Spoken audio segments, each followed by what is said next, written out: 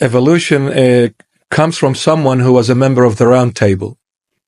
What can you tell that to everybody? Someone, without going into too much details, those who know what the Round Table is and where it came from, they will see someone who was a non-believer in God, an atheist who was deliberately trying their hardest to brainwash people and take humanity away from the concept of this divine God who is the reason for the existence of this universe and life in general.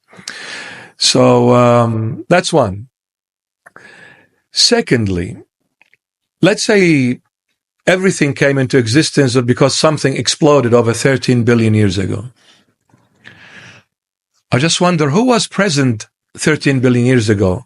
Was it that scientist or his uncle or his grandpa? Mm-hmm.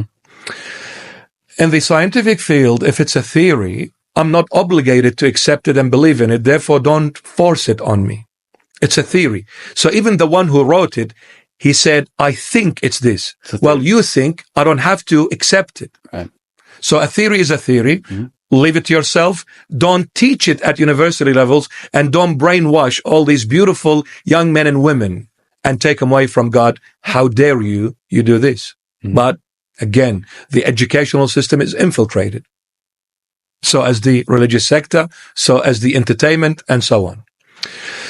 Now, if we assume that all this perfect and complex universe came into this because something exploded, then let me put it to you this way, my dear friend, whoever you are.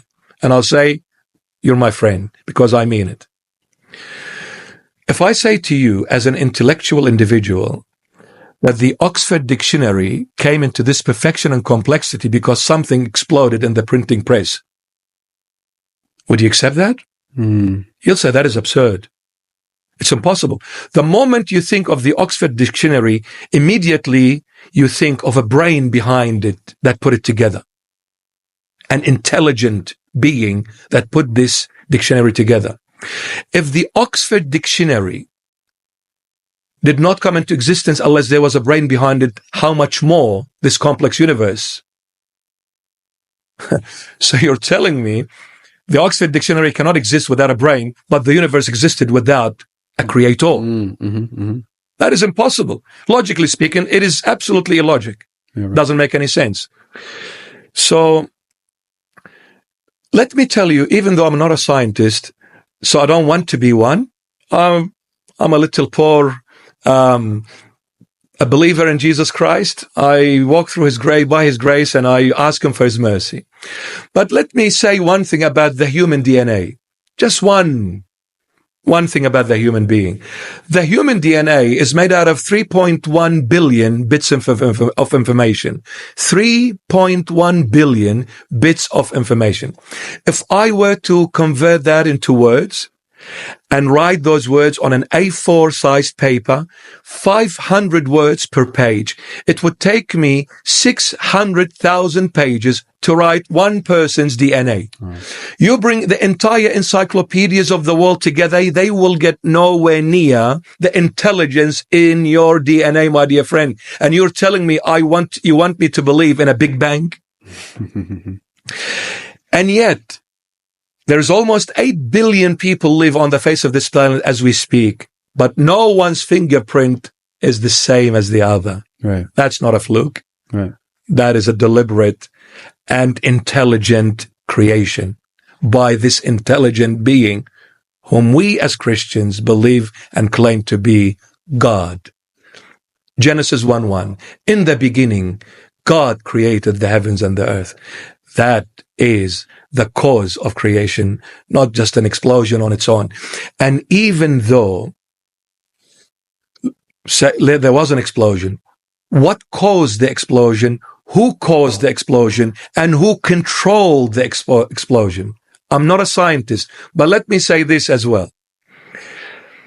The scientists claim that when the explosion happened, there was an immense heat. Because anything explodes, there is heat being released. So everything was heated up. So everything expanded, and when the universe cooled down, contracted.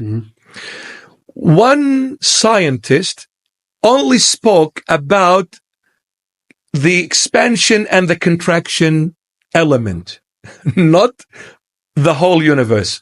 He said, let's just look at this point, expansion and contraction. Who said to the universe when the explosion happened, who said, how fast should you expand? Or how slow? And how fast or how slow should you contract? He said, if the expansion or the contraction, he took it down to the nanosecond. He said, if that, a nanosecond, by the way, is the speed of light passing a strand of hair, that is called a nanosecond. Light travels 300 kilometers. I don't know how many miles that is. I do it the Australian way. Please excuse me. But it travels 300,000 kilometers a second. That's the speed of light. 300,000 kilometers a second. That's probably, I don't know, close to 200,000 miles a second. Imagine a speed traveling at this enormous pace, passing a strand of hair. Mm-hmm. That's called a nanosecond. Look at the perfection of God. He said, if that expansion and contraction was faster a nanosecond or slower a nanosecond, life wouldn't have existed. Mm. You're telling me all this, there was no brain controlling it? Yeah, the mathematical probability of us being here today does not make sense. It's just impossible without this enormous, intelligent being called God. Right. Impossible. Yeah.